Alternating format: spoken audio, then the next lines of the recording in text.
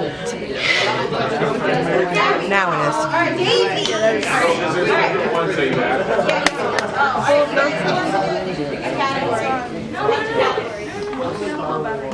Good afternoon. Thank you for coming. This is the Bible and Science. So if that's where you want to be, you're in the right room. And my name is Dr. Perry Sherman. I will tell you just a little bit about myself. I grew up in an Episcopal church, but I didn't believe any of it. I used to ask people in the church, why do you believe a guy rose from the dead? People die, they stay dead. And they used to tell me, you got to have faith.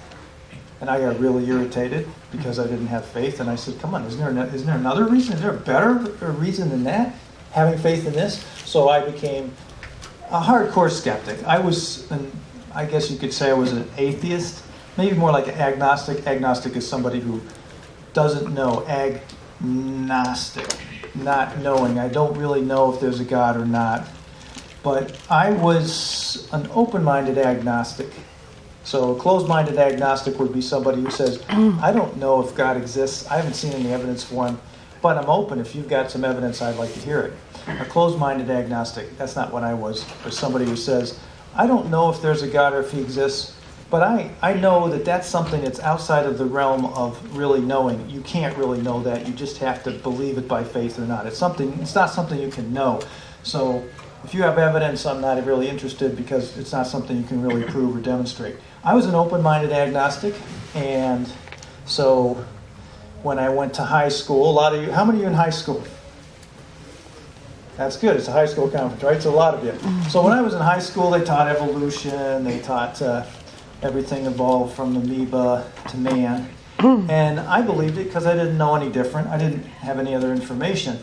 But I did a project for my biology class. The teacher had us pick a topic that we did, and I did a big scrapbook on the evolution of man. And I thought I would do a great job on this. My parents had 20 years of National Geographic magazines. They have the nice pictures in them in the articles. I know, how many of you have seen a National Geographic magazine? So, they got the nice pictures in the articles. So I went through this 20 years of magazines, and I cut out these articles on the evolution of man. And I was looking at Leakey discovered something in Africa, and this next guy. And as I started doing this, I found out that the first article had these beautiful pictures and explanations about what happened. And then 3 years later, there's another article, some other guy, and it's like, oh, that one's totally crap. It's totally a dead end. This is the way it happened. And then 5 years later, then there's another one that oh, that's all crap. And then this is the way it happened. So I went through these things, and I had a dilemma. I had to do my scrapbook. So I just put it together, and I said, well, they're still looking. And but I realized that the evidence wasn't really that good. It changes every 5 years. So when they say we really know, they didn't really know. Plus, they had some arguments that for evolution that even I knew as a high school student, that's not really making much sense. They had this idea that because you're a single cell in the womb, and then when you're developing, the fetus kind of looks like these flaps on the side. It looks like gills. So that's mimicking the evolutionary development of a human being because they were a single cell, and then they were a fish, and then they were a human. Well, I knew that's ridiculous. It's a human zygote, and that's not a fish. Those aren't gills. Those are neuroflaps, kind of part of development. Just because it looks like that doesn't make it that. So I knew that some of the arguments were like, that doesn't make any sense. But I was still a hardcore believer in all that, and believer in evolution. It wasn't until college when I found out, I realized somebody actually told me that there was really good evidence, and I was willing to go hear it. And something happened the weekend before, Saturday before I was going, I was willing to hear this evidence for Jesus and for the Bible and for the accuracy of the eyewitnesses. This guy was going to go through he was a dean of a law school, he was going to go through the evidence the whole week. And I was willing to go do it, but God grabbed me that Saturday beforehand, and all of a sudden, I can't even explain it. It was like I didn't know God, and all of a sudden I was aware, oh my goodness, He's real, there's a God. And I fell on my knees, And I said, God, forgive me, I need you, and I gave my life to him. So I went in with God already having a relationship with me, but not really knowing anything. And I learned, and I was fascinated. There is powerful evidence for all of this. And you don't have to discount anything in the Bible. It is accurate. And I've spent 30 years of my life just researching and studying this stuff because I want to be able to tell other people what my church members couldn't really tell me, that there's really good evidence for it, and the Bible can be completely trusted. So what we're going to talk about today is Bible and science. And by the way, if there's some things you don't pick up, it's too fast, or we didn't have enough time for questions, you can look me up online. You can go to YouTube, type in my name, Perry Sherman, and you can get some different presentations, and you can get the details. And also, if you have any questions afterwards at the end, you can come up with your cell phone and take a picture, because I don't want to write it down either. But this is my email address, and you can email and ask me a question, and I will answer you. And don't be afraid to ask any question at all. There's no question that's a bad question. I used to sit in chemistry class in college. There were like a couple hundred people in this chemistry class, and I was pretty much one of the only ones that was like, I don't understand that. Does that work this way? I would ask the question, and invariably there'd be like 10 people come up afterwards and say, gee, I'm glad you asked the question because I was wondering, but I didn't want to ask. So there's no bad questions. Feel free to ask questions. So what we're going to start with is the first presentation I had. I asked what kind of questions people have, and they hear, like you're in a class and you're hearing something and you're wondering, wait a minute, I don't know about that. I have a question about that. That doesn't make sense. He's saying this. And you might have some questions, and I just want to hear maybe what some of those are, but you didn't really know how to respond to them or what to say about it. You didn't want to say something in class. So maybe some of those questions, what kind of questions might you guys have? I'm only going to spend a few minutes doing it, and then I'm going to go into some of the material, but I want to find out, what you guys are thinking. Anybody?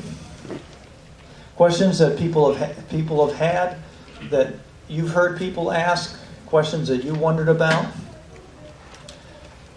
And if you don't have any, I'm going to cover some of the ones that they had this morning. All right? It's all right. You can speak up. Anybody? Yes. I read a book lately called Angels and Demons by Dan Brown. Uh-huh. And the question is, can Genesis be proven? Because that's like the biggest debate between scientists and priests to this day. That's a great question. I'm just curious if that is something. I know it's a fictional story, but I was wondering if that's something that's actually debated today, and if that can Genesis be proven? That's a good question. Thank you for that. Can Genesis be proven? There's a lot of questions about Genesis, and the question is, let's read a little bit of Genesis and let's talk about whether or not it's accurate. The question is it really factually accurate, right? Or is it just a story? Well, and normally the way I go about this, but we're going to do a little bit more detail, but normally what I do is I start with Jesus. And if you want to look up online what really happened that first Easter, Perry Sherman, type in my name on YouTube and look at that video. You'll find out how you determine if something happened in the past, the methods you use, legal historical approach. We use it in the courts. We use it in historical investigations. And then apply those to this question of Jesus, who he was, and whether he rose from the dead. And you'll find out the evidence is really fabulous. If you're going to throw out Jesus, you've got to throw out your knowledge of the entire ancient world. You know nothing about the ancient world because the evidence is far better for Jesus than anything else. So then I start with Jesus and say, well, Jesus rose from the dead to demonstrate he is God. And so if he says something about a topic, well, then I'm going to take what his word says. And he actually treated the book of Genesis, and he treated a lot of things in Genesis as if they were actual, real, factual figures. He talked about Adam and Eve. He talked about this is the reason there's marriage, because God made Adam and Eve. He made male and female in the beginning. He talks about the flood. He talks about different things as if they're actual occurrences. So I would go with Jesus, but I'm not going to do that tonight. What I'm going to do is I'm going to go just cover some of the science, all right? That's a great question, by the way. So in Genesis 1, we're talking about when God began, in the beginning, God created the heavens and the earth. And then it goes into the detail of what he did. First thing he created was, anybody know? Light. First thing he created was light. And then he created day and night. He separated things. He made forms. It was formless at first. Then he made forms. Then he makes the plant life. Then he makes the sun, moon, and stars. Then he makes animal life. And in the end, he makes man. So this is what Genesis says. And the interesting thing is, looking at that and comparing it to science, there's one thing that's very fundamental in science that you will not hear in this evolution and creation discussion. And that is the most fundamental question is a question of information. And where does information come from? And what is it? We live in an age of information. That's the tenor of our times. And there's an explosion of information, but what is information? You want to put up those equations? So here's how I define what the Bible's talking about versus what a lot of people are talking about just today. Is evolution is if you have enough matter and you have enough energy and you have enough time. So if you have almost infinite amount of time and you've got enough, almost infinite amount of energy, and you've got enough, almost infinite amount of matter, things will bump around and you get everything and anything out, right? Including life.